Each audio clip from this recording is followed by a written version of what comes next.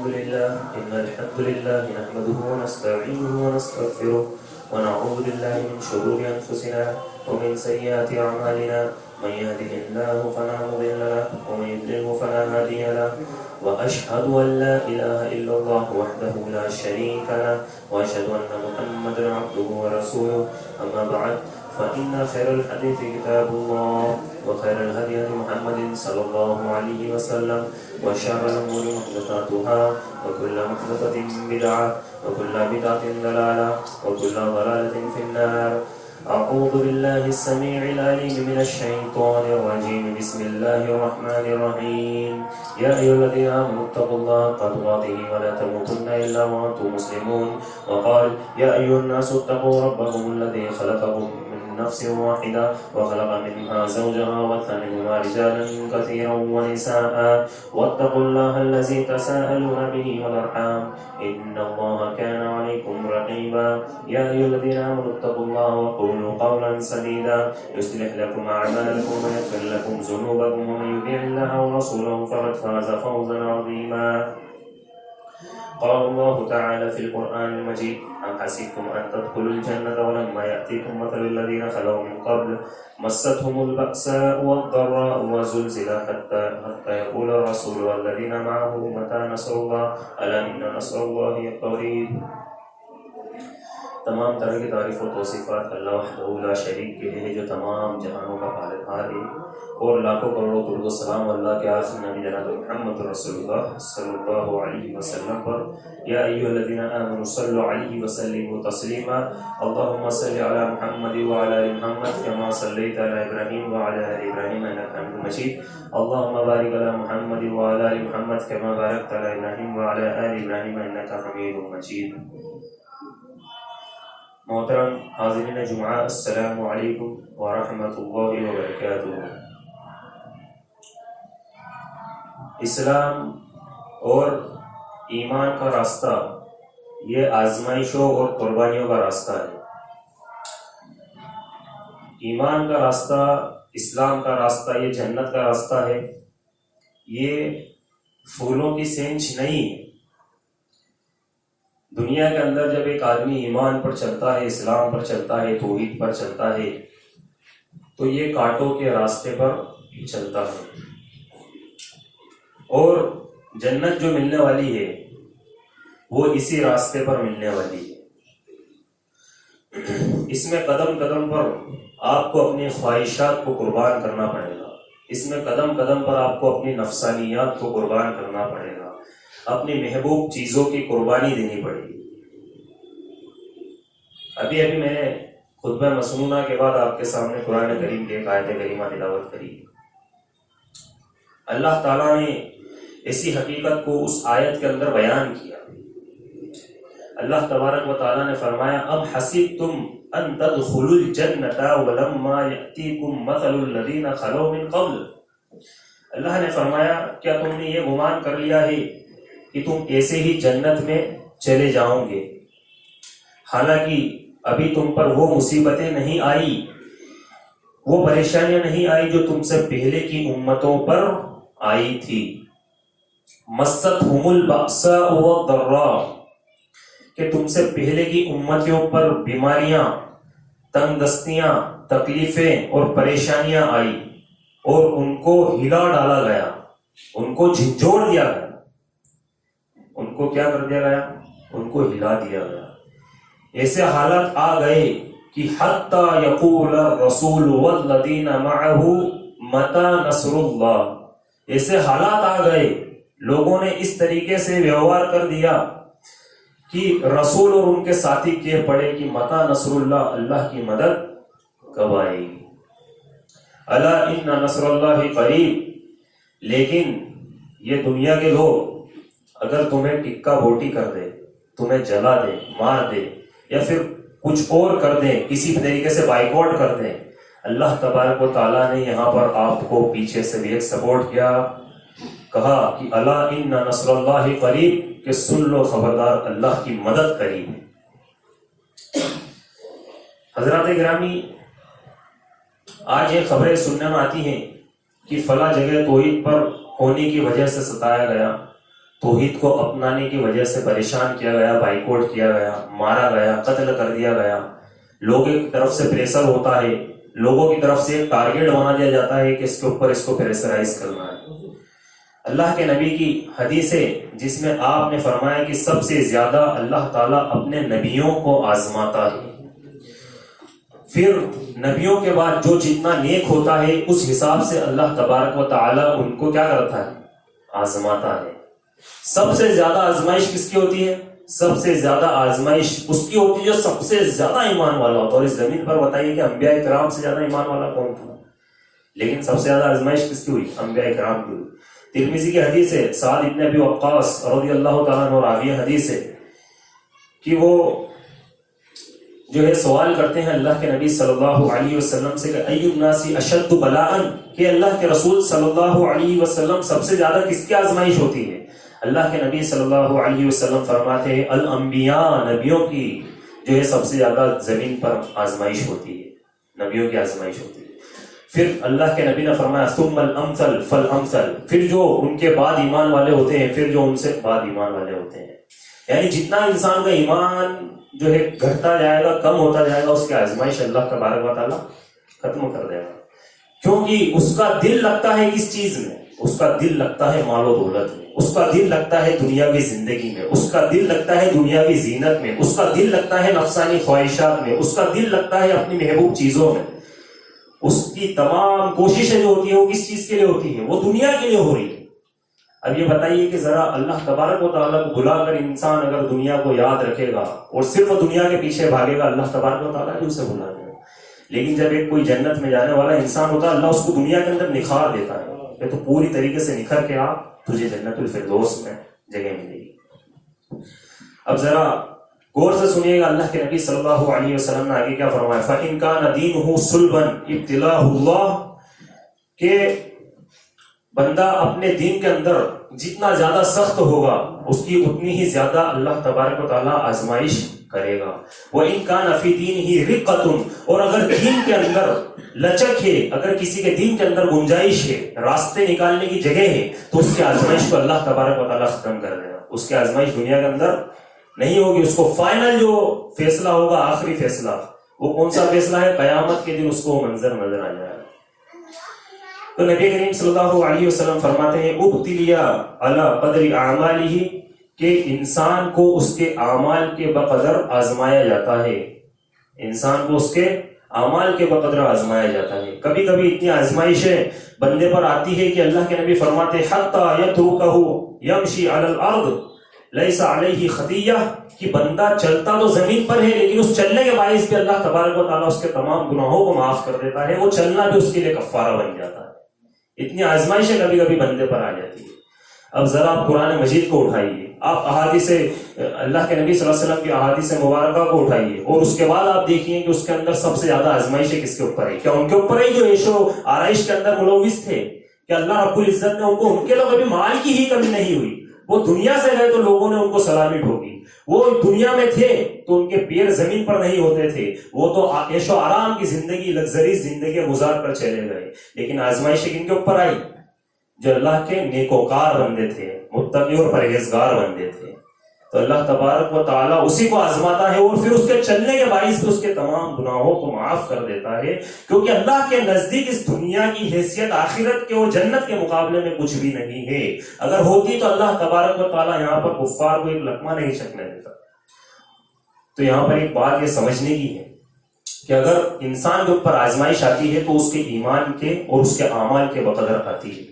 حاضرین، اس تمہید کا مقصد یہ ہے کہ اس واقعے کے اوپر آج میں روشنی ڈالنا چاہوں گا کہ جس واقعے کا تذکرہ اللہ تبارک و تعالیٰ نے قرآن مجید کے اندر کیا، اور جو واقعہ بڑے بڑے سبق اپنے اندر رکھتا ہے، تو آج ہم اس واقعے کو سمجھنے کی کوشش کریں گے۔ اصحاب الاخدود، خندق والوں کا واقعہ، جو قرآن میں اللہ نے سورۃ البروج کے اندر اس کو بیان کیا، اما بارہ 6 آیتوں کے اندر اللہ تبارک و تعالیٰ نے اس کی جو ہے تمہید باندھی اور اس کا تذکرہ کیا۔ اللہ تبارک و تعالیٰ فرماتا ہے قتل اصحاب الاخدود، خندق والے قتل کر دیے گئے، مار دیے گئے۔ النار ذات الوقود، وہ ایک آگ تھی ایندھن کی، پتھروں کے ساتھ اس آنکھ کو دکھایا گیا تھا. اذ ہم علیہا قعود، جبکہ وہ لوگ جو لوگ اہل ایمان کو اس آنکھ کے اندر جلا رہے تھے اس کے آس پاس بیٹھے تھے اور اہل ایمان کے جلنے کا وہ تماشا دیکھ رہے تھے. وہم علی ما یفعلون بالمؤمنین شہود، اور جو کچھ وہ کر رہے تھے وہ اس پر خود گواہ تھے کہ انہوں نے ان کو جلتے ہوئے اپنے آنکھوں سے دیکھا اور اپنے ہاتھوں سے اہل ایمان کو انہوں نے جلایا. وما نقموا منهم الا ان يؤمنوا بالله العزیز الحمید، کہ انہوں نے اہل ایمان کو اس بات کی سزا دی تھی، اس لیے آنکھ کے اندر ڈال دیا تھا کہ وہ اس غلبے والے، حکمت والے، اللہ تبارک و تعالی حمد و ثنا والے کی کبریائی بیان کرتے تھے، اس کی توحید کو انہوں نے اپنا لیا تھا. اس کے سبب انہوں نے کیا کرا؟ اہل ایمان کو خندق کی آنکھ کے اندر ڈال دیا. یہاں پر اللہ تبارک و تعالیٰ نے ایک تمہید باندھی، وَهُوَ عَلَى كُلِّ شَيْءٍ شَهِيدٌ، اور الذی لہ ملک السماوات والارض، اور جس کے ہاتھ میں زمین و آسمان کی بادشاہت ہے، وہ اس پر ایمان لے کر آئے تھے. وَهُوَ عَلَى كُلِّ شَيْءٍ شَهِيدٌ، اور جو ہر چیز کے اوپر نگرانی کرنے والا ہے، ہر چیز کے اوپر گواہ ہے، شاہد ہے. یہاں پر اللہ تبارک و تعالیٰ نے ان آیتوں کے اندر اصحاب الاخدود کا تذکرہ کیا. قرآن نے اس کو ڈیٹیل سے بیان نہیں کیا، لیکن حدیث کے اندر اللہ کے نبی صلی اللہ علیہ وسلم نے اس کی وضاحت کی. قرآن نے اس کے اوپر روشنی ڈالی، اللہ کے نبی نے اس کی وضاحت کی.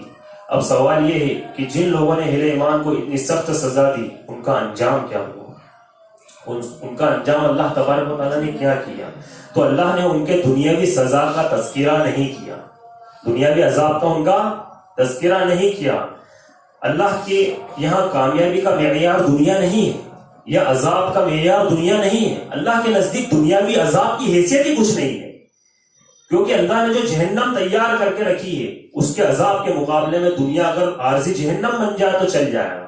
لیکن اگر وہ والا عذاب مل گیا، آخرت والا جو اللہ تبارک و تعالیٰ نے جہنم کے اندر تیار کر کے رکھا ہے، جس کے اندر حریق والی آگ ہے، سخت جلا دینے والی آگ ہے، کئی گنا زیادہ گہری جو ہے آگ وہاں پر اللہ تبارک و تعالیٰ نے تیار کری، اس کے مقابلے میں اللہ کے نزدیک یہاں کی تکلیف کچھ نہیں ہے. جن لوگوں نے اہل ایمان کو جلایا تھا، اللہ تبارک و تعالیٰ نے ان کے دنیاوی تکلیف کا اور پریشانیوں کا اور عذاب کا تذکرہ نہیں کیا، بلکہ اللہ نے ان کے لیے آخرت کی سزا کو معین کیا اور اس کا تذکرہ کیا. ان الذین فتنوا المؤمنین والمؤمنات، کہ جن لوگوں نے ایمان والے مرد اور ایمان والی عورتوں کو آزمائش میں ڈالا، ثم لم یتوبوا فلہم عذاب جہنم ولہم عذاب الحریق.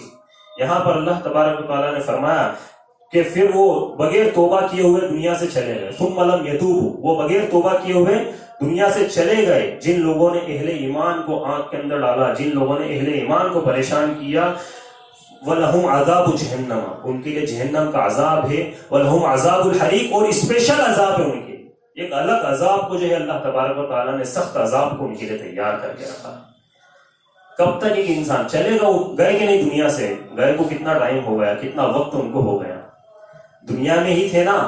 تو اگر وہ دنیا میں اللہ تبارک و تعالیٰ ان کو عذاب دیتا، ان کا عذاب دنیا میں نپٹ جاتا. وہ تو چلے گئے دنیا سے، ان کی موت کے ساتھ اس عذاب کا بھی کیا ہو جاتا؟ خاتمہ ہو جاتا. لیکن اللہ تبارک و تعالیٰ نے ان کے لیے عذاب الحریق تیار کر رکھا ہے کہ جس عذاب کے لیے اللہ تبارک و تعالیٰ موت پر اس عذاب کو ختم کرنے والا نہیں ہے، بلکہ ان کے سامنے موت کو ختم کر دیا جائے گا. تو یہ اہل ایمان کو پریشان کرنے اور تکلیف دینے اور توحید کے بسبب اس کو قتل کر دینے کی سزا اللہ تبارک و تعالیٰ نے ان ظالموں کے لیے مقرر کر رکھی ہے، کہ جو پوری دنیا کے اندر لوگوں پر ظلم و ستم کر رہے ہیں، صرف کس وجہ سے کہ وہ کہتے ہیں کہ قل هو اللہ احد، صرف اس وجہ سے وہ لوگوں کو پریشان کرتے ہیں. تو یہاں پر اللہ تبارک و تعالیٰ نے اس کا تذکرہ کیا. بھائیو، دنیاوی آنکھ کے اندر بسا اوقات جب کوئی انسان جل جاتا ہے تو اس کی شناخت نہیں ہو پاتی، اور کمزور دل و دماغ والا اس کو نہیں دیکھ پاتا. اب ذرا سوچئے کہ جہنم کی آگ کو کون سہن کرے گا، جس کے تعلق سے اللہ کے نبی نے فرمایا فصلت علی النار ب69 و60 جزعا، کہ جہنم کی آگ جو ہے وہ دنیاوی آگ سے 69 گنا زیادہ شدید ہوگی. کتنی 69، یعنی اتنے زیادہ گنا شدید آگ کے اندر ایک انسان کو عذاب میں ڈالا جائے گا.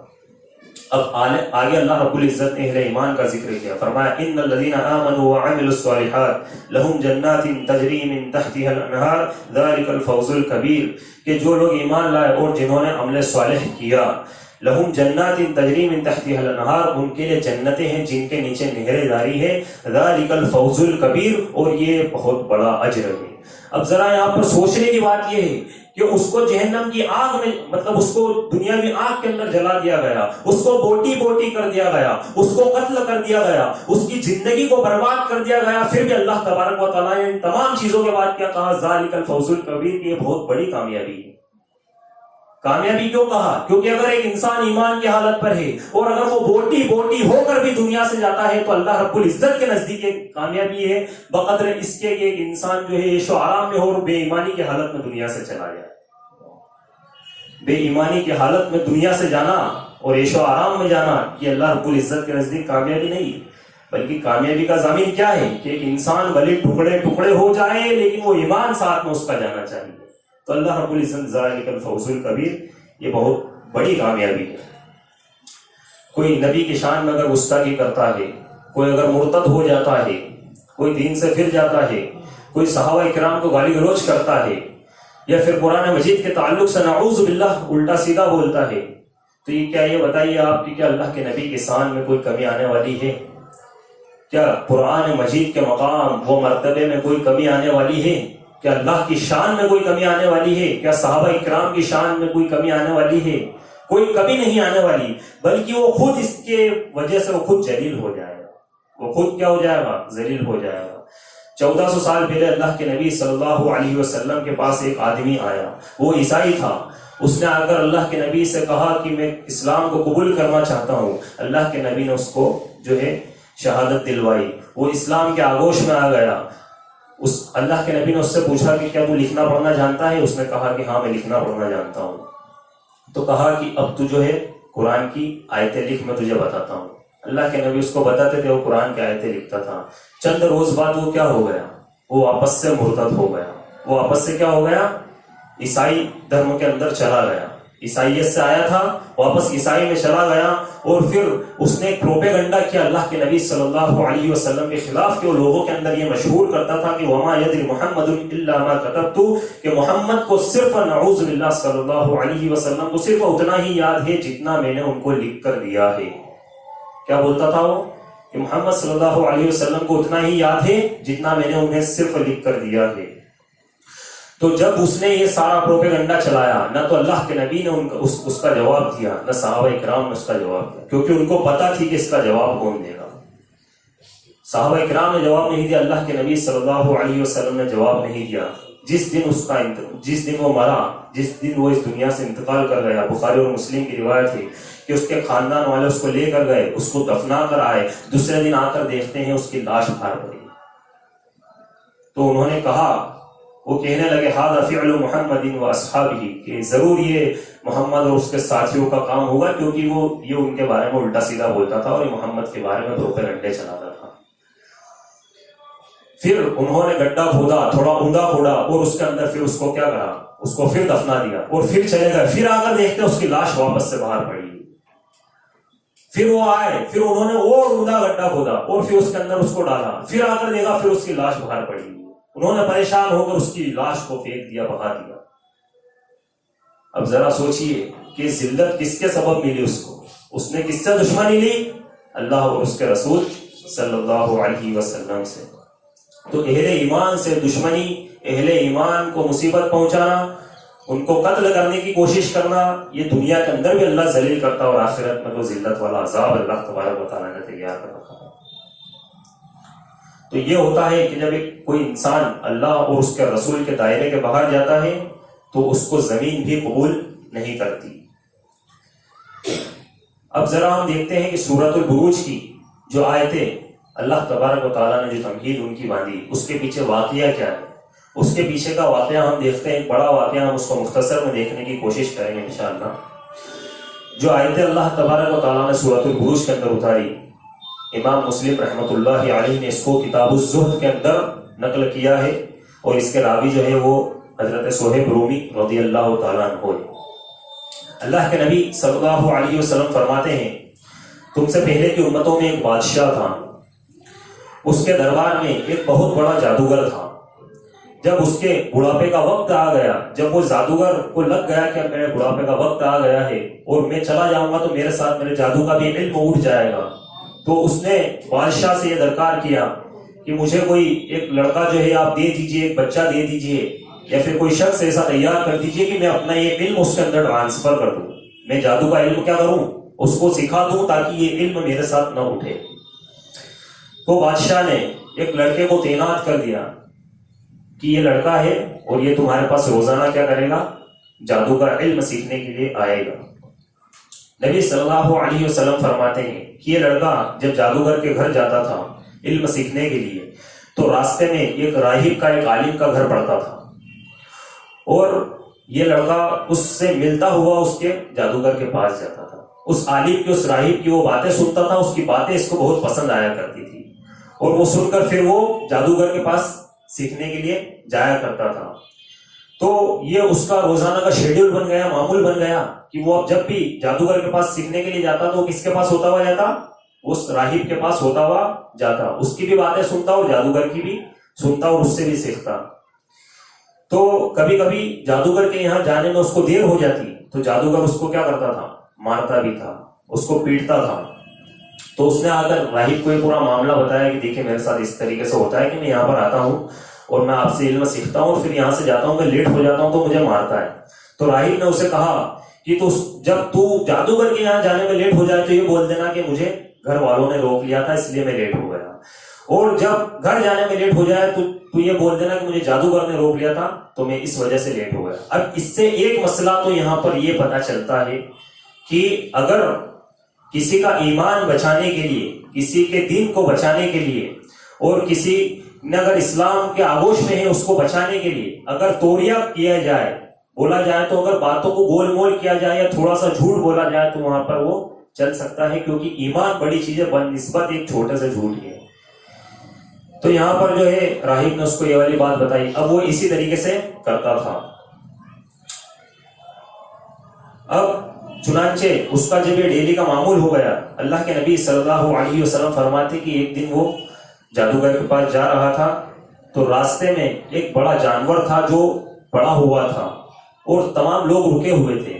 بعض روایت میں آتا ہے، مسلم وغیرہ میں آتا ہے کہ وہ اژدہا تھا یا ایک بڑا سانپ تھا، تو وہ رکا ہوا تھا۔ تو اس بچے نے ایک پتھر اٹھایا اور اس پتھر کو اٹھا کر جو ہے اس نے سوچا کہ آج موقع ہے کہ میں یہاں پر آزما لوں، دیکھ لوں، میں یہاں پر دیکھ لوں کہ کون صحیح ہے، جادوگر صحیح ہے یا راہب صحیح ہے۔ تو اس نے اس پتھر کو اٹھایا اور اس پتھر کو اٹھا کر اس نے اس کے اوپر یہ والا کلام پڑھا کہ ان کانا امر راہب احب الیک، کہ اللہ اگر تیرے نزدیک وہ راہب صحیح ہے اور تیرے نزدیک وہ محبوب ہے، اس کی باتیں محبوب ہے، اس کا علم محبوب ہے، تو اس پتھر کی بدولت اس اژدہے کو ختم کر دے، اس کو ہلاک کر دے۔ چونکہ انہوں نے پتھر پھینکا اور پھینکتے ہی وہ کیا ہو گیا، وہ اژدہا ہلاک ہو گیا۔ اب اس بچے کو پختہ یقین ہو گیا کہ وہ راہب، وہ عالم جو اللہ کی توحید کی بات کرتا ہے، جو اس زمین پر اللہ کی وحدانیت کی بات کرتا ہے، اس کی وحدانیت کا نعرہ بلند کرتا ہے، وہی صحیح ہے۔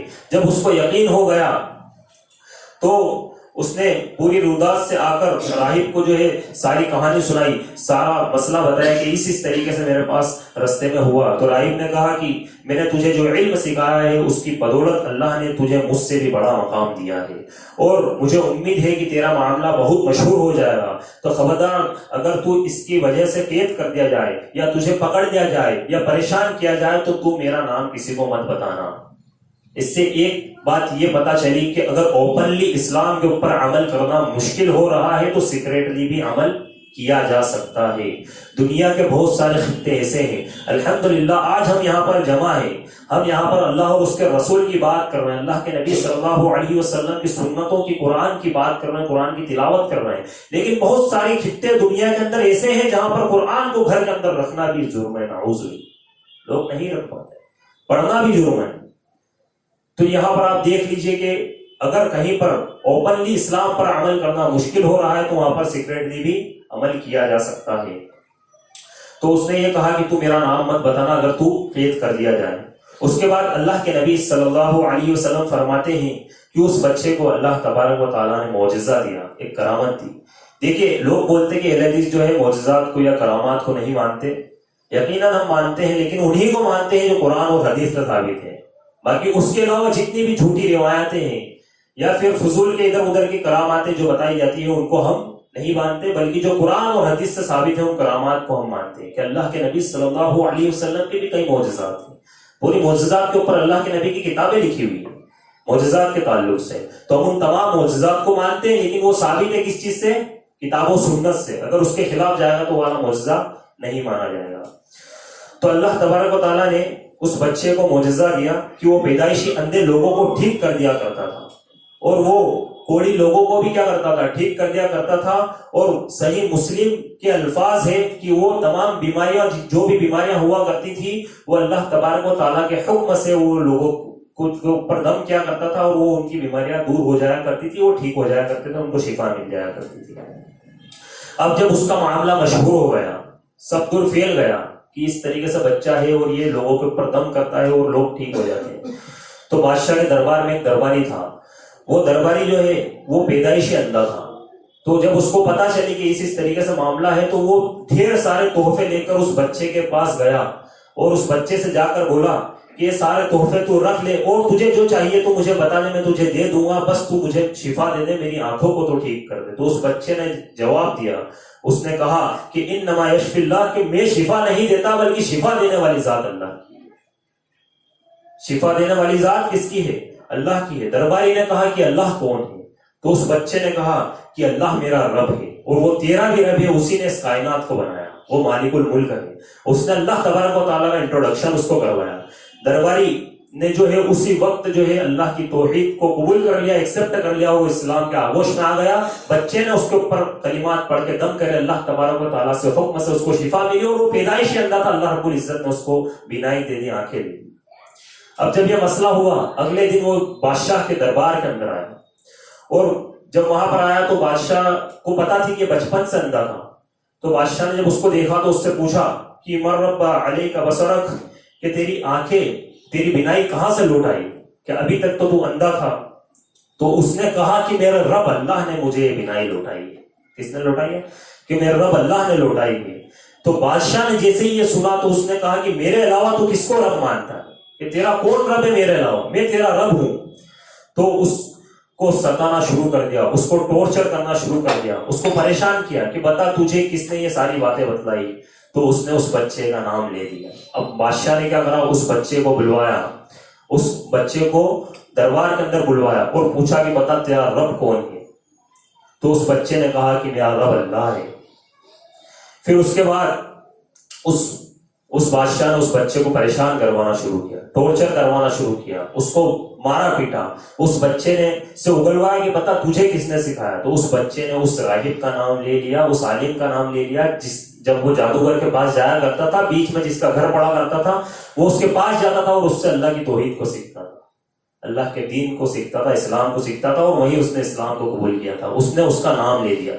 تو بادشاہ نے اس راہب کو بلوایا اور اس کو کہا کہ اچھا تو ہے کہ تو نے اس بچے کو جو ہے تو نے اسلام سکھایا اور پھر اس نے اس کو مسلمان کر دیا، کہ اب تو ارجع اللہ دین، کہ تو پھر جا اپنے دین سے، تو اپنے دین سے واپس سے پلٹ جا، تو رجوع کر لے. تو اس درباری نے کہا کہ نہیں، میں اس دین سے پھرنے والا نہیں. اب ذرا یہاں پر آپ دیکھیے کہ اس کو کتنا ٹائم ہوا ایمان لائے کو، درباری کو وقت کتنا ہوا ہے اسلام لائے کو. یہاں پر سجدے کرتے ہیں لیکن دل ہمارا آشنا ہے. تیرا دل تو ہے صنم آسنا، تجھے کیا ملے گا نماز میں. اور وہاں پر صرف ایک دن ہوا ہے اس کو ایمان لائے کو. اس نے کہا کہ نہیں، میں ہرگز اسلام سے پلٹنے والا نہیں ہوں، اللہ کی توحید سے میں ہرگز پلٹنے والا نہیں ہوں. اس نے یہ بات جیسے ہی بادشاہ کو کی تو بادشاہ نے جو ہے حدیث کے الفاظ ہے کہ قاری منگوائی اور اس کو کہا کہ ابھی بھی آپشن ہے، دیکھیے آئی ہے، تیرے کو چیر دیا جائے گا بیچ میں سے، ابھی بھی پھر جا تو اس دین سے، کہ تو مجھے رب مان لے، اس اللہ کو رب مت مان. تو وہ پھر بھی نہیں اس بات سے ہٹا اور وہ اسی پر ڈٹا رہا, وہ استقامت پر ڈٹا رہا. اور اس کے بعد اس بادشاہ نے اس آری کو چلوایا اور اس کو سر سے لے کر پیر تک 2 ٹکڑے بیچ میں سے اس کے جسم میں سے کر دیے گئے. وہاں پر بچہ بھی کھڑا اس منظر کو دیکھ رہا ہے اور وہ درباری بھی کھڑا اس منظر کو دیکھ رہا ہے. پھر بادشاہ مخاطب ہوا اس درباری سے جو ابھی کل ایمان لے کر آیا تھا. کب لایا؟ کل ایمان لے کر آیا. اس سے جب وہ مخاطب ہوا اور اس سے کہنے لگا کہ تو تیرے دین سے پھر جا, ارجع علی دینک, کہ دین سے تو پھر جا. اس نے بھی منع کر دیا, میں ہرگز اس دین سے پھرنے والا نہیں ہوں. بادشاہ نے اس بچے کے سامنے اس کو بھی کیا کر دیا, آری سے بیچ میں سے سر سے پیر تک 2 ٹکڑے کر دیا. اب بچے کو بادشاہ نے اس وقت قتل نہیں کروایا. وہ اس لیے نہیں کروایا کہ اس نے سوچا کہ اگر بچے کو اس طریقے سے مار دیا گیا تو رعایا کے اندر غلط میسج جائے گا. چنانچہ اس نے سپاہیوں سے کہا کہ اس کو پکڑو. صرف 10 سے 12 سال کا بچہ تھا وہ. اس کو پکڑو اور پکڑ کر لے جاؤ فلاں چوٹی پر, پہاڑی پر, اور وہاں سے لے جا کر اس کو نیچے پھینک دینا تاکہ کچھ پتا نہیں چل پائے گا کہ اس کا کیا مسئلہ ہے. لیکن رعایا کو یہ ساری باتیں معلوم تھی. اب جب وہ پہاڑی پر اس کو لے کر گئے اور پہاڑی کی چوٹی پر پہنچ گئے اور اس کو پھینکنے کی تیاری کری, تو بچے نے اللہ تبارک و تعالیٰ سے مخاطب ہو کر دعا کری کہ اللہم اکفینہم بما شئت, کہ اللہ تو ان کے لیے جیسے چاہے ویسے میری طرف سے تو ان کے لیے کافی ہو جائے. بچے نے جیسے ہی یہ دعا کری کہ حدیث کے الفاظ ہے کہ پہاڑ ہلنے لگا, اور پہاڑ ہلنے لگا. جتنے لوگ اس کو پھینکنے کے لیے لے گئے تو وہ تمام کے تمام نیچے گر کر مر گئے. بچہ وہیں پر کھڑا رہ گیا. اس کے بعد پھر بچہ اس بادشاہ کے دربار میں آیا اور اس کے دربار میں آ کر بچہ کھڑا ہو گیا. بادشاہ نے کہا کہ تجھے تو میں نے مرنے کے لیے بھیجا تھا. تو بولے کہ نہیں, اللہ تبارک و تعالیٰ میری طرف سے ان تمام کے لیے کافی ہو گیا, اور اللہ نے ان تمام کو ختم کر دیا, مجھے بچا لیا. پھر اس بادشاہ نے سپاہیوں کو حکم دیا کہ اس کو اب کشتی کے اندر بٹھاؤ اور گہری ندی کے اندر لے جاؤ, اور لے جا کر وہاں پر اس کو ڈبا دیں, یہ ڈوب کر مر جائے گا. جیسے ہی وہ اس کو کشتی میں لے گئے اور سمندر میں لے گئے اور لے جا کر اس کو وہاں سے پھینکنے لگے, اس بچے نے پھر وہی کلمات دہرائی کہ اللہم اکفینہم بما شئت, کہ اللہ تو میری طرف سے ان کے لیے جیسے چاہے ویسے کافی ہو جا. اللہ تبارک و تعالیٰ نے ایک طوفان کو وہاں سے بھیجا. اس طوفان نے اس کشتی کے اندر جو اس کو ڈبانے کے لیے آئے تھے وہ تمام کو ڈبا کر مار دی, اور اس بچے کو وہاں سے نکال کر واپس سے لے کر آ گیا. اب پھر جب بچہ بادشاہ کے دربار میں آیا اور آ کر وہاں پر کھڑا ہوا, تو بادشاہ نے سر پکڑ کر کہا کہ اب اس کو کس طریقے سے مارا جائے, اس کو کس طریقے سے ختم کیا جائے, کیسے قتل کیا جائے. تو بچے نے کہا کہ میں بتاتا ہوں کہ مجھے کس طریقے سے تم قتل کرو گے. بچے نے کہا کہ ایک بڑے میدان میں تمام رعایا کو, جتنے بھی لوگ ہیں تمام کو جمع کیا جائے, اور پھر اس کے اندر تو مجھے ایک پیڑ پر لٹکا دے, اور لٹکانے کے بعد یہ کلمات پڑھ کے تیر کمان کے اندر لے اور میرے اوپر چھوڑ دے. وہ کلمات کیا تھے؟ بسم اللہ رب حاضل غلام, ربی حاضل غلام, کہ اس بچے کے رب اللہ کے نام سے میں تیر چلاتا ہوں. کس کے؟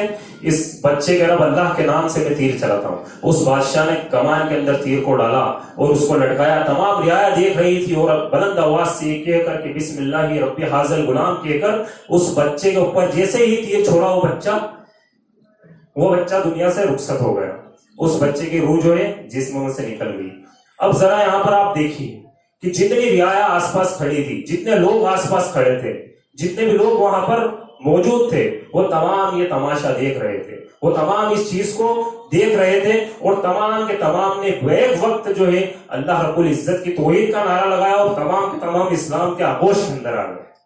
اس بچے نے اپنی جان کی قربانی دے دی. اس بچے نے اپنی جان کا نذرانہ اسلام کے لیے پیش کر دیا کہ ہزاروں لوگ اگر میری اس جان دینے کی وجہ سے ہزاروں لوگ اگر اسلام کے آغوش کے اندر آتے ہیں, ایمان کے آغوش کے اندر آتے ہیں, اور توحید کے آغوش کے اندر آتے ہیں, تو میری جان کی کوئی ویلیو ان کے ایمان کے آگے نہیں ہے. کہ اگر یہ ایمان کے اندر آ جاتے ہیں, اسلام کے اندر آ جاتے ہیں, تو میری جان کی کوئی بھی ویلیو ان کے آگے نہیں ہے. اس بچے نے وہیں پر جان دے دی, اور اس کے بعد پھر جو اس بادشاہ کے سامنے تمام کے تمام لوگ ایمان لے کر آئے, پوری کی پوری رعایا ایمان لے کر آئی. اس کے بعد جو ہے وہاں پر اس بادشاہ نے وہ تاریخ رچی کہ جو تاریخ پہلے نہیں رچی گئی تھی. اس بادشاہ نے جو ہے وہاں پر جیسے ہی لوگوں نے کہا کہ رب آمنا برب الغلام, کہ ہم اس بچے کے رب پر ایمان لے کر آتے ہیں, ہم اس بچے کے رب پر ایمان لے کر آتے ہیں, یہ کہا تو تو بادشاہ نے جو ہے اپنے سپاہیوں کو کہا کہ اب جو ہے خندقیں کھودی جائیں. خندقیں کھودی گئی. خندقوں کے اندر گہری آگ کو جلایا گیا اور اس آگ کے اندر کہا گیا کہ ان میں سے ایک ایک کر کے لوگوں کو اس آگ کے اندر ڈالا جائے, اس آگ کے اندر پھینکا جائے اور سب کو یہ آپشن دیا جائے کہ اگر تم اس دین سے پھر جاؤ گے تو تمہیں چھوڑ دیا جائے گا, اور نہیں پھرو گے تو اسی آگ کے اندر جلا دیا جائے گا. اور اسی کا تذکرہ اللہ تبارک و تعالیٰ نے سورۃ البروج کے اندر قرآن مجید میں کیا, اصحاب الاخدود کا. تو ان لوگوں کو پھر وہ ایک ایک کر کے اس آگ کے اندر ڈلواتا گیا. لوگ ڈلتے گئے. ابھی ایمان لائے کو دیر کتنی ہوئی تھی ذرا یہ بتائیے, کتنا مضبوط ایمان. یہ ہے اسلام کی حقانیت. توحید دراصل اگر سمجھ میں آ گئی, ایک انسان کے دماغ میں اگر توحید بیٹھ گئی تو دنیا کی کوئی طاقت اس کو ڈرا نہیں سکتی, دبا نہیں سکتی, ہٹا نہیں سکتی. وہ ایسا ڈر سکتا ہے اس کے کہ ثم استقیم, کہ اس کے اوپر ڈر جاؤ. اسی لیے تو قرآن مجید نے کہا کہ ایمان لاؤ اور اس کے اوپر ڈر جاؤ, اور پھر ڈر گئے تو بشارتیں کتنی ساری دی دی. تو وہ ایمان لائے اور زیادہ وقت نہیں ہوا ایمان لائے کو, اور وہ اسی کے اوپر کیا ہو گئے, ڈٹ گئے, جم گئے اور اپنی جان کو جو ہے تاؤ پر لگا دیا, اور تمام کے تمام ایک کے بعد ایک ان تمام کو اس گہری آنکھ کے اندر ڈالتے گئے. اب ذرا سوچئے کہ اگر آپ کے سامنے کسی ایک انسان کو اٹھا کر آنکھ کے اندر ڈال دیا جائے اور آپ سے کہا جائے کہ دین سے پھر جا, آپ نے اس کی حالت دیکھ لی ہے کہ ڈالتے ہی ہڈیاں بھی نہیں دکھ رہی, اتنی گہری آنکھ کہ اس کی ہڈیاں بھی اب نظر نہیں آ رہی, بلکہ بالکل راکھ بن رہا ہے ایک انسان, اور اس کے اندر اگر آپ کے سامنے ایک کے بعد ایک ڈالتے جائے تو آپ کا کیا کروں, دل پسیجے گا کہ نہیں اندر سے. لیکن وہ تمام کے تمام ایک کے بعد ایک اپنے آنکھ کے اندر جانا گوارا کیا, لیکن اسلام سے پھرنا نہیں گوارا کیا. خالی تھوڑی ہی دیر کے اندر ان کو اسلام کا, اللہ کے نبی کا اور آخرت کا کانسیپٹ سمجھ میں آ گیا. اور پھر اس کے بعد حدیث کے الفاظ ہے صحیح مسلم کے, جب سب کو ڈالا گیا تو آخری میں ایک ماں اور اس کے ہاتھ میں ایک بچہ تھا.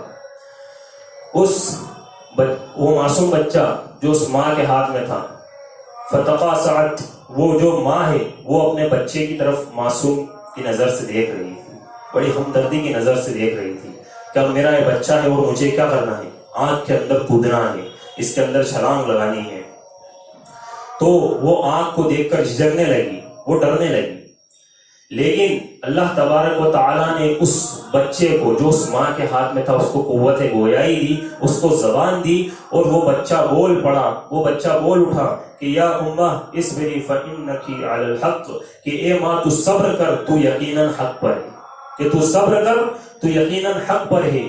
اس بچے کے جیسا ہی یہ بولنا ہوا, اس ماں نے اس کے الفاظ سنے اور وہ اس بچے کو لے کر اس آنکھ کے اندر کود گئی.